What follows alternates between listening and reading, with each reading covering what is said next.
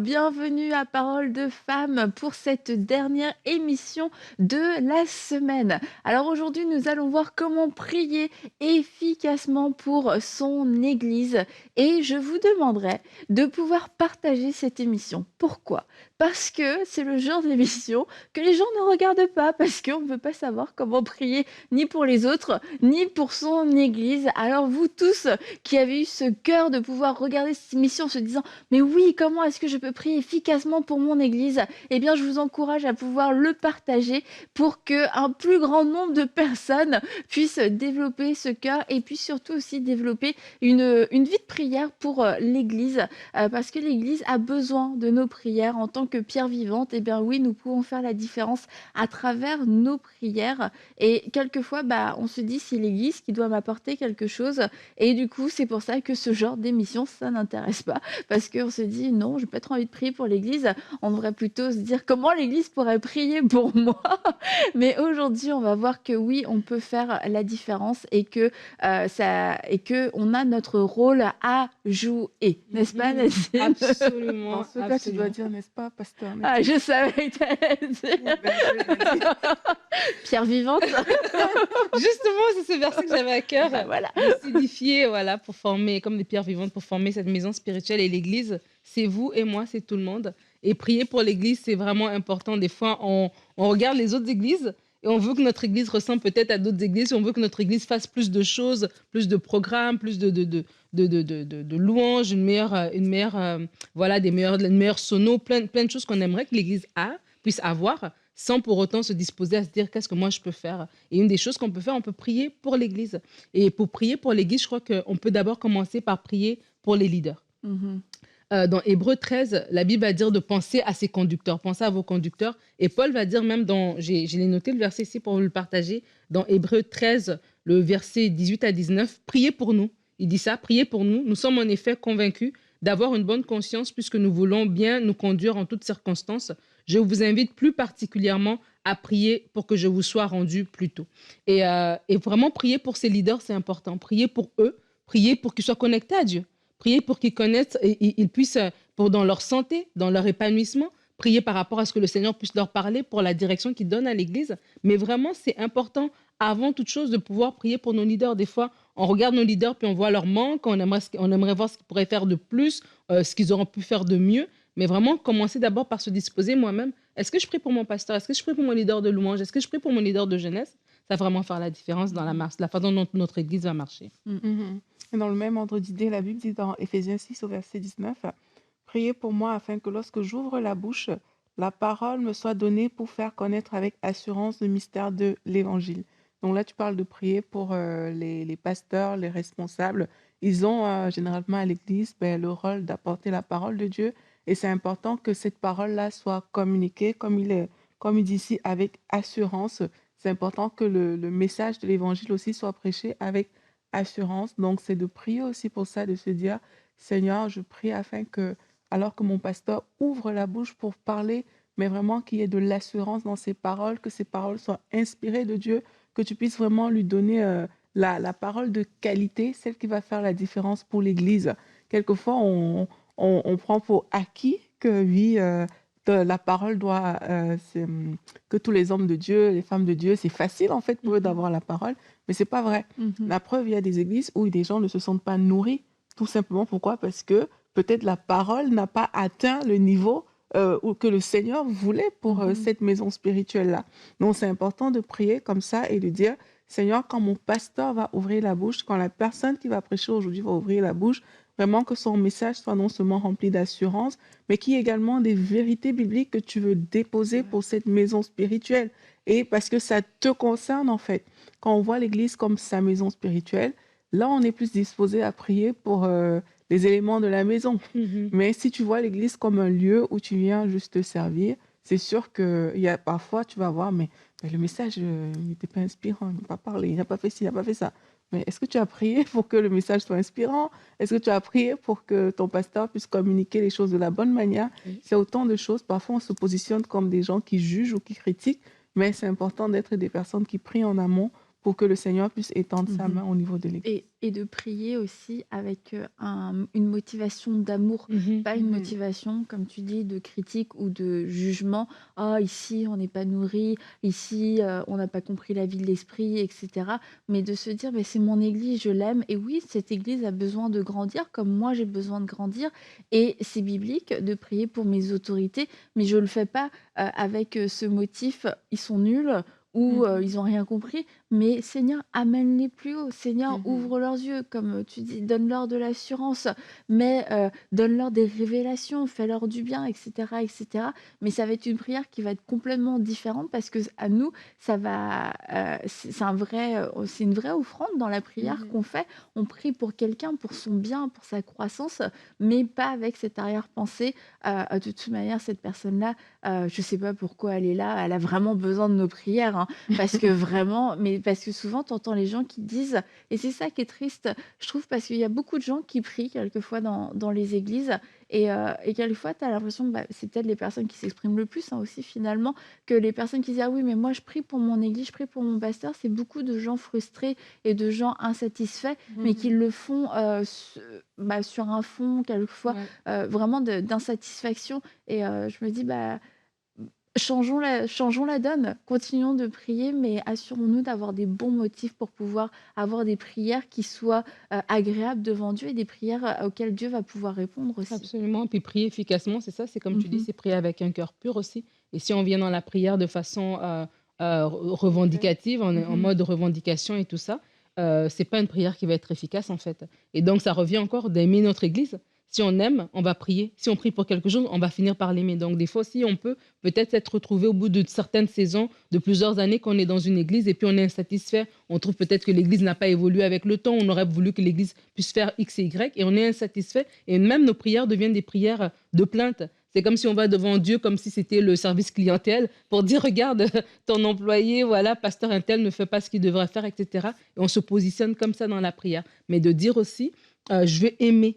Et Mhm. donc, Seigneur, et Dieu met d'abord l'amour dans mon cœur pour que j'aime à nouveau, parce que c'est ton épouse. L'Église, c'est l'Église de Dieu, il ne faut pas qu'on oublie ça. C'est l'épouse que Christ reviendra chercher. Alors, Seigneur, donne-moi d'aimer. Et quand le Seigneur va nous donner d'aimer, ça va changer nos prières. Et vraiment, j'aimerais aussi rebondir sur ce que Aurélie a dit par rapport à notre pasteur qui peut donner la parole, qui va être la parole à pointer avec assurance, etc. C'est de dire en fait que il y a, comment ça s'appelle, il y a cette notion des fois on peut penser que parce que notre pasteur a autant d'années de ministère, il a plus besoin d'être rafraîchi par rapport à la parole. Et nous-mêmes, on veut même plus, on ne pense même pas prier pour lui par rapport à ça. Mais dans la Bible, on voit que les apôtres, lorsque Judas a fait ce qu'il a fait et qu'il devait le remplacer, mais ils ont tiré au sort. Et pourtant, c'était des gens, voilà, de l'esprit et tout ça, mais ils ont tiré au sort pour choisir Matthias. Et on peut se retrouver comme ça, des ministères, parce qu'ils ont tellement d'années.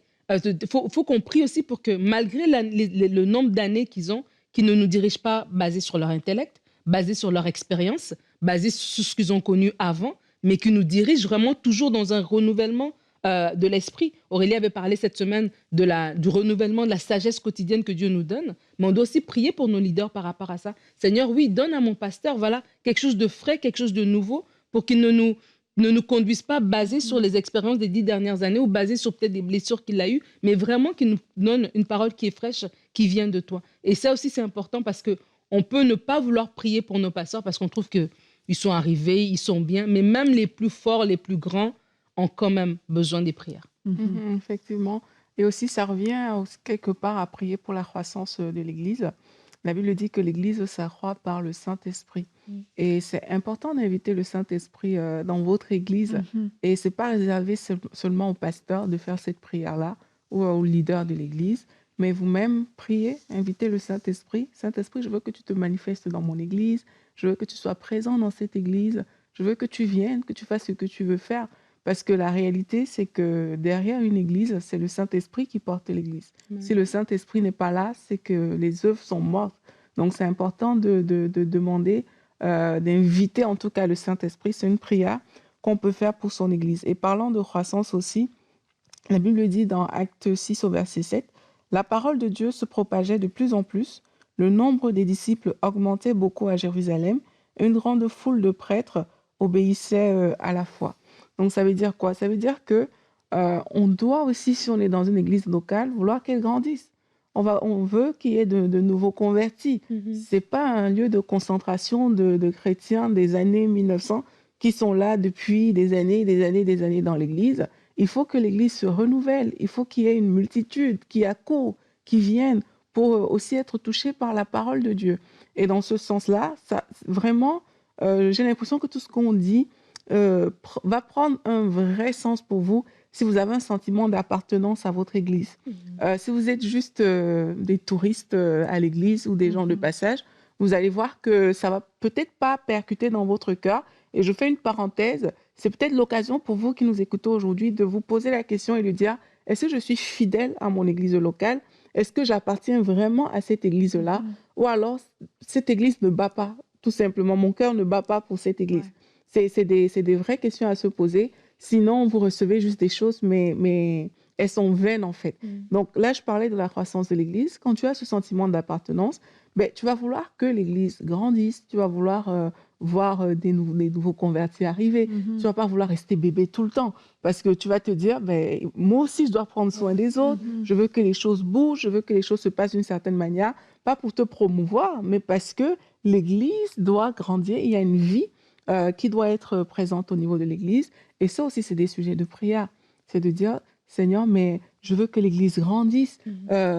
Je veux que tu nous conduises. En fait, peut-être vous-même, vous aurez à cœur, quand vous allez faire ça, de prier pour l'évangélisation dans votre Église, pour des sorties, pour des activités, pour toutes sortes de choses qui vont permettre à l'Église de grandir. Et c'est important de se positionner comme un membre qui Mhm. appartient à cette Église-là. Que Amen. votre cœur commence à battre pour votre Église locale, que ça devienne vraiment comme votre maison, parce que c'est une réalité si vous appartenez à une église locale. Si vous sentez que, ok, ben, c'est pas cette église-là, votre cœur ne bat pas pour celle-là, demandez au Saint-Esprit de vous conduire dans une église locale. Et là où le Seigneur vous a placé, devenez un acteur de croissance de cette église en priant, en évoquant le Saint-Esprit, la grâce de Dieu, priant pour vos bergers, comme on a dit, et en étant actif dans la croissance de l'église. Mhm. Et j'ai envie de dire, Aurélie, si ton cœur ne bat pas pour ton église, tu ne te battras pas pour ton église. Oh, c'est beau. Je savais que Effectivement. ça allait me faire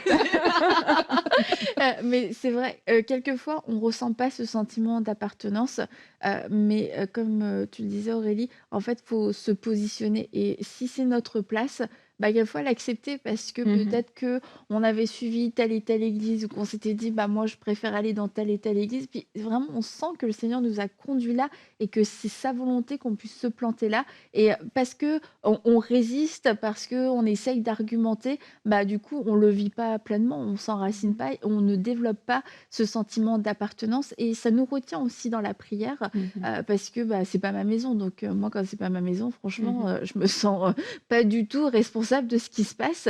Si je vais chez toi, Nadine, et que il y a besoin de passer aspirateur, bah, je Comme vais une pas bonne passer. amie, tu vas le faire. Non, Oh.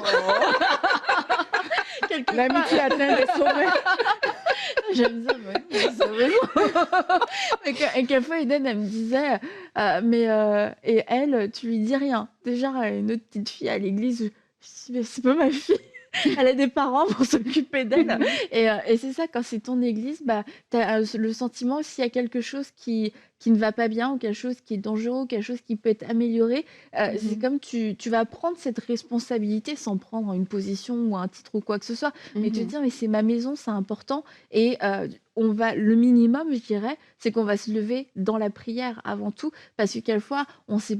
Et ça commence par là, parce que quelquefois, on peut voir un danger aussi dans une église. On peut voir qu'il y a comme une direction, on n'est pas à l'aise avec ça. Mais si on ne le traite pas d'abord dans la prière, si on n'a pas cette discussion, cet échange avec le Seigneur, est-ce que vraiment il y a quelque chose qui s'en va du mauvais côté? Ou est-ce que c'est moi qui me fais des idées? Déjà, premièrement, là, le Seigneur va nous arrêter si on vraiment c'est juste moi qui suis c'est moi qui pars dans la mauvaise direction. Et si vraiment il y a quelque chose, bah, le Seigneur va aussi pouvoir donner une sagesse, va pouvoir dire Mhm. ok, bah, va parler à telle ou telle personne. Et mais s'il y a pas cette étape-là dans la prière, on peut vraiment parler dans le vide, on peut aller voir, oui, les responsables, oui, bah, là, nin et puis ou alors on peut ne pas parler et puis avoir été peut-être le seul spectateur, le seul témoin de Mmh. quelque chose qui est important de pouvoir redire. Mais c'est dans la prière qu'on va pouvoir recevoir cette direction et c'est une façon, oui, de prier, efficacement pour, son église. C'est de dire: «Bah, Seigneur, que veux-tu que je fasse? Si je vois quelque chose, qu'est-ce que j'en fais maintenant?» Mmh. Mhm. Et tu parlais de la maison. Je crois que quand on a cette optique-là aussi par rapport à l'Église, ça aide aussi à se lever contre certaines choses. Mmh. Comme dans notre maison, il y a des choses qu'on ne peut pas supporter. Je ne sais pas, on ne peut pas supporter de la saleté par terre parce que c'est notre maison. On n'est pas là, c'est pas un resto, on ne peut pas supporter, voilà. On n'est pas de passage. Il y a des choses qu'on voudrait arranger. De la même manière aussi, il y a des choses dans l'Église qu'on ne pourrait pas supporter et qu'on ne voudrait pas participer. Je Mmh. pense aux querelles.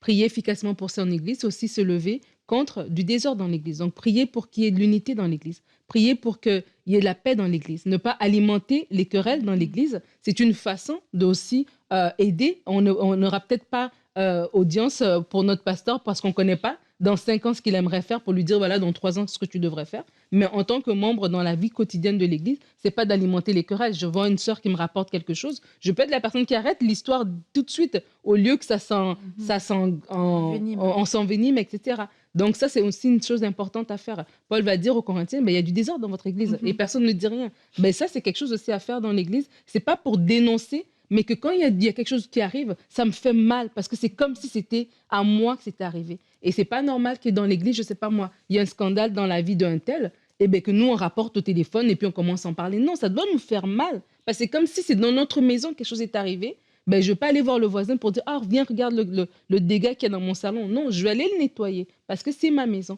Et vraiment d'avoir cette optique-là par rapport aux choses qui se passent dans l'église, ça va vraiment aider. Des fois, c'est nous-mêmes, en fait, c'est au niveau juste de nous, entre nous, qu'on tue l'église, entre guillemets, parce qu'on est, au lieu de se lever, voilà, même de reconnaître qu'il y a certaines choses, c'est spirituel, c'est des attaques, on doit se lever, appeler la main de Dieu, appeler l'unité, appeler la sanctification. Nous-mêmes, on est aussi en train de faire du mal à l'église parce qu'on est en train de propager toutes ces choses-là.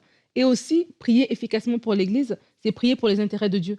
Et c'est quoi les intérêts de Dieu? Ben, c'est le salut des âmes. Mmh. C'est prier efficacement pour son église, c'est prier que Seigneur, que le salut des âmes fasse partie des choses, soit la chose qui fait battre notre cœur. Oui, on vient à l'église, on reçoit peut-être des enseignements sur nos finances, on reçoit des enseignements sur le mariage, on reçoit, voilà, plein d'outils, c'est extraordinaire. Mais que le salut des âmes, que tes intérêts à toi, Seigneur, soient au centre des préoccupations de tout un chacun dans l'église. Et vraiment ça, c'est aussi des prières qu'on va faire, que le Seigneur va agréer, qui va pouvoir envoyer son esprit, et peut-être des choses qu'on aurait pu parler à notre pasteur, à notre leader, ça aurait coincé, mais parce qu'on a prié en amont et parce que ce sont les intérêts de Dieu, ben, le Seigneur lui-même, il fait le travail en fait. Mmh. Et dans ce registre-là, on peut prier aussi, par rapport à la sanctification. Ouais. Et moi, je pense notamment à la révélation de l'œuvre de la croix. C'est une prière qu'on peut faire pour notre église locale, que vraiment que les personnes aient cette révélation qui change tout, au final.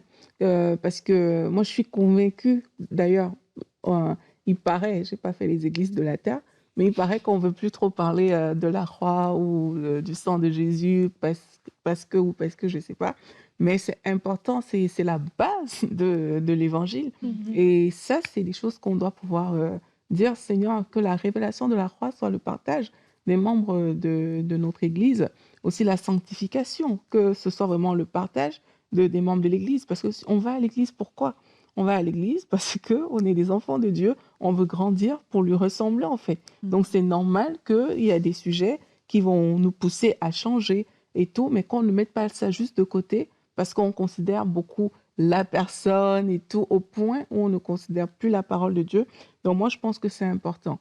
Une autre chose aussi, c'est que ça, bon, ça s'adresse à tout le monde, mais j'aimerais l'adresser particulièrement aux leaders, d'église. C'est de pouvoir prier, ça va un peu dans le sens que tu disais, Nadine, c'est que le bien-être des membres de l'église nous préoccupe. Ça, c'est quelque chose que je crois qui est important parce que, derrière l'église, il y a aussi, des gens cherchent aussi beaucoup de choses. Des gens cherchent des guérisons. Mmh. Des gens cherchent à être exhortés, à être encouragés. Des gens cherchent beaucoup de choses, en fait. Et c'est important de ne pas être insensible à ces choses-là. Quelquefois, on peut juste voir la croissance, la croissance, la Mmh. croissance, la croissance, la croissance. mais on ne voit pas, mais c'est des vraies personnes qui ont des vrais Mmh. besoins avec des vraies situations. Et c'est important de s'arrêter pour dire, mais que le cœur de Dieu, en fait, soit notre partage. Mmh. Et que ce cœur-là pousse à ouvrir les yeux sur les choses qui ne vont pas, sur les personnes qui ne vont pas bien, qu'on ne prenne pas tout pour acquis, mais que Dieu puisse donner ce cœur, en tout cas, ce cœur aimant, ce cœur qui regarde à la personne plus qu'à la structure. Moi, je suis tellement convaincue que Dieu est plus intéressé par la personne que par la structure. Donc, si on met tous les efforts sur la structure au détriment des personnes, mais c'est sûr qu'on a loupé quelque chose. Et c'est autant de prières qu'on peut dire à Dieu.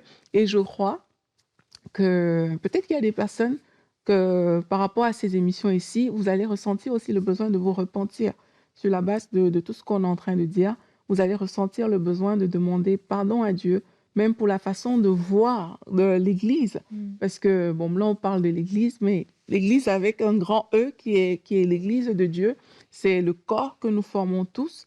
Et je crois qu'il y a peut-être des personnes, vous allez avoir ce cœur-là de dire, Seigneur, pardonne-moi parce que vraiment, je n'ai pas considéré ton corps, je ne l'ai pas considéré, mais aujourd'hui, je veux changer. C'est une prière que je vous invite à faire si vous ressentez à l'intérieur de vous que vous êtes de ceux qui pointent du doigt, vous êtes de ceux qui Mmh. critiquent, qui jugent, vous êtes de ceux qui n'avaient pas les intérêts du royaume de Dieu assez à cœur. Ben, faites-le, Dieu est bon, Dieu est fidèle. Et alors que vous faites ça, engagez-vous aussi dans une église locale. Engagez-vous dans une église locale à servir le Seigneur et prier pour ces différentes choses. Et on peut vous citer plusieurs aspects, domaines de prière. Ça ne manque pas. Je suis responsable d'intercession dans mon église. Il y a beaucoup de sujets. Ça ne manque pas en fait. Mais le plus important, c'est la direction du Ouais. Saint-Esprit. Quand le Saint-Esprit vous conduit, sincèrement, on n'aura pas besoin de vous dire, vous pouvez prier pour ça, vous pouvez prier pour ça. Et vous allez juste voir que alors que vous vous tenez devant Dieu pour votre église locale, même des grandes choses vont sortir de votre bouche Mmh. que vous n'aviez pas du tout calculé parce que c'est l'intérêt de Dieu qui est au centre. Donc je vous encourage à faire ce pas, de vous engager vraiment dans une église locale et de décider de devenir un acteur, de décider de Mmh. devenir une personne qui va voir le corps de Christ grandir, de devenir cette personne qui prend soin des œuvres de Dieu. Et je crois que ça, juste en ayant ce cœur-là, les sujets de prière ne manqueront jamais de votre Mmh. bouche. Et Amen. de devenir un acteur, comme on a commencé cette émission, comme on est des pierres vivantes, bah, du coup aussi de prier pour son église, c'est de prier pour soi-même, Mhm. quelle est ma part? Et de prier pour sa propre croissance, de prier que je sois cette pierre vivante qui joue ce rôle, d'être ce membre qui grandit de façon, normale, de façon à ce que je puisse pleinement jouer mon rôle dans le corps, parce que quelquefois si on se dissocie du corps, bah, en fait, on prie pour le corps, mais on se dit pas: «Mais moi aussi, je fais partie Mhm. du corps, donc quelle est ma place?» Et on peut le faire par, humilité, par ignorance, mais quelquefois aussi par, orgueil parce que on se dissocie pour, juger en fait Mhm. et se dire: «Non, je fais partie de ce corps. Si ce corps va pas bien et j'ai ma part de responsabilité et si cette église ne va pas bien, j'ai ma part de responsabilité et si cette église va bien, bah, je veux aussi y participer, je veux y prendre part» et c'est de prier pour soi, prendre le temps: «Seigneur, montre-moi où j'en suis et que je puisse apporter quelque chose à cette église». Oui, on a des besoins et faisons confiance à Dieu, pour répondre à nos besoins alors que nous aussi on va s'offrir dans la prière à Dieu pour lui dire: «Bah, utilise-moi et utilise-moi dans la prière, mais utilise-moi aussi dans cette église» et quelquefois, bah, comme tu disais Aurélie, il y a des vrais besoins. Et puis ça, c'est vraiment, c'est hyper important parce qu'il y a eu trop d'abus où, des pasteurs, des leaders ont pris les gens pour les utiliser pour leur vision, oubliant que ces gens-là étaient aussi des enfants de Dieu et que Dieu avait des plans qui étaient pas des sous-plans. Bah, toi, tu es appelé à avoir un sous-plan dans le plan de un tel. Non, Dieu fonctionne pas comme ça. Les plans de Dieu sont uniques et aussi importants pour lui, pour chaque individu. Et ça, il y a vraiment eu un abus de ce côté-là. Maintenant, c'est de se dire, je peux quand même apporter. Je peux apporter quelque chose dans la grande vision. Cette vision peut devenir aussi ma vision, ou je peux juste être participant, mais quelle est ma place et qu'est-ce que j'ai reçu du Seigneur pour que ensemble on puisse aller plus loin? Qu'est-ce que j'ai reçu du Seigneur pour que bah, cette église puisse rayonner plus? Qu'est-ce que je peux apporter? Et du coup aussi dans cette démarche-là, le Seigneur peut nous conduire à aller à servir dans tel ou tel département. Et souvent, c'est dans les départements aussi que les gens vont trouver du secours, vont trouver de l'aide. Pourquoi? Mmh. Notamment dans les plus grandes églises, parce que dans les plus grandes églises, quand on fait juste aller et venir, ben, beaucoup de gens vont dire, bah, tu sais, j'ai pas de connexion, j'ai parlé avec personne. Bah, c'est sûr que c'est mathématique en fait. Mais quand on s'intègre et qu'on sert dans un département, bah, tout de suite, il y a beaucoup moins de monde et ça devient beaucoup plus spécifique. J'ai accès à un leader. Souvent, les leaders des départements, particulièrement dans les grandes églises, font partie de l'équipe ministérielle. Donc, c'est des gens qui sont là pour prendre soin des personnes et ça donne un accès pour pouvoir échanger, pour pouvoir être écouté. Et c'est dans le service, au final, qu'on va pouvoir recevoir de l'aide. Mais quand on veut rester en retrait, mais qu'on veut en même temps être pleinement, tout recevoir, c'est un peu difficile. C'est comme je viens à ta porte Aurélie, mais je veux manger un repas. Ouais. Tu entres. Bah voilà, exactement. Aurélie va me dire: «Non, entre Annabelle, assieds-toi, installe-toi». Non, non, je vais juste rester à la porte. À la porte, je vais avoir une salutation, mais je vais pas avoir le grand moment. Et c'est un peu pareil dans l'église, c'est oser entrer et franchir ce pas où on a ce sentiment d'appartenance et où aussi, bah, on s'installe à la table et à la fois, bah, je vais donner, mais je vais tellement recevoir aussi à ce moment-là, mais je Mmh. dois oser franchir cette étape. Mmh. Et prier efficacement pour son église, c'est aussi, je dirais, prier pour que notre église reste dans la volonté de Dieu, dans la mission que Dieu a donnée à cette église-là. Parce que aussi un piège qu'il peut avoir aujourd'hui, parce qu'on voit tout ce qui se passe ailleurs, peut-être notre église peut aussi être apportée à adopter un modèle qui n'est pas le modèle que Dieu avait donné à cette église-là. Et donc prier pour son église aussi, Seigneur, comme Paul a dit, que Pierre a été donné l'apôtre des Juifs et moi l'apôtre des non-Juifs. C'est-à-dire que notre église, elle a vraiment une mission. Peut-être qu'elle, elle est plus portée sur le social. Peut-être qu'elle, elle est plus portée sur un type de population, etc. Peut-être qu'elle, elle a une direction particulière. Mais Seigneur, je prie pour qu'on soit dans ta ligne de mire, dans ta volonté, ne pas essayer de copier ce qui se passe ailleurs, mais faire ce que toi, tu veux. Et c'est aussi prier pour nos leaders et prier pour notre église pour qu'on puisse répondre au mandat que Dieu nous a donné. Il est peut-être différent des autres. On n'est peut-être pas appelé à être une église à la même échelle que notre à côté de nous, mais quand même, on aura un résultat et on aura un résultat qui va porter du poids dans l'éternité. Pourquoi? Parce qu'on sera dans la volonté de Dieu. Et prier pour que notre église, oui, soit dans la volonté de Dieu. Mmh. Bon, bah, maintenant vous n'aurez plus d'excuses pour ne pas prier pour votre église et comme je vous l'ai dit, bah, partagez l'émission, mais soyez vous aussi un moteur, pour dire: «Bah, prions pour notre église». Si vous avez des enfants, priez avec vos enfants pour votre église. Priez avant les réunions en allant, peut-être, à votre église dans la voiture. Prenez un temps pour prier pour la réunion en famille et je vous encourage aussi, bah, à mettre un temps à part avant les réunions, la célébration du dimanche notamment. Prenons un temps pour prier pour cette réunion et pour savoir ce que le Saint-Esprit veut faire, pour aussi se positionner parce qu'il y a des batailles, il y a un vrai combat spirituel, il y a des âmes qui peuvent être sauvées à chaque réunion et c'est certain que le diable ne veut pas lâcher. Et si l'Église prie, bah, l'Église va être de plus en plus forte.